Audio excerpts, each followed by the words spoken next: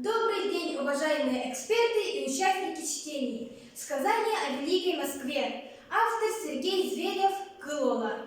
Перевод Георгия Митрофановича Васильева. Посвящается 80-летию Москвы. Пташкой крошечной певуньей я пел в родной чащобе, но голос мой услышан где-то вдалеке. Вдруг отыскало меня письмо, драгоценное, золотое.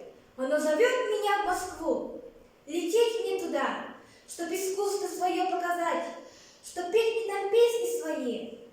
Вот тогда-то мне довелось сесть на жизненнотелую сказочную птицу Эксекю. Она-то вся сверкающая, распластала стальные крылья, раскинула веером длинный хвост, да с пронзительным клёкотом оторвалась от земли, поднялась в воздух тяжело и плавно.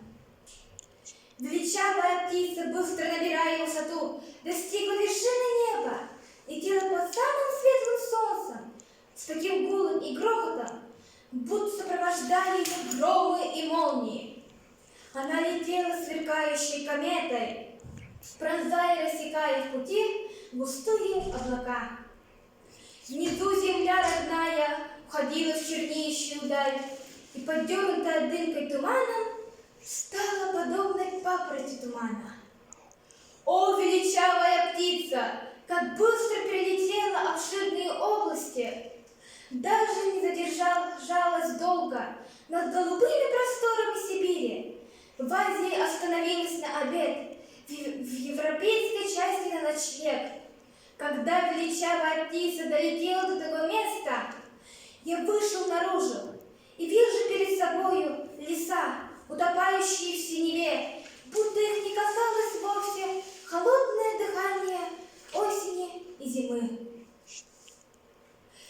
Счастливый благодатный край земли, ни пылинок, ни росинок показались мне, все дороги золоченными, все тропинки крашенными. Вот она какая, Москва, подумал я, посмотрел вокруг внимательным взором. Описать ее красоту не хватит слов выразительных. Воспеть ее все для меня невообразимо.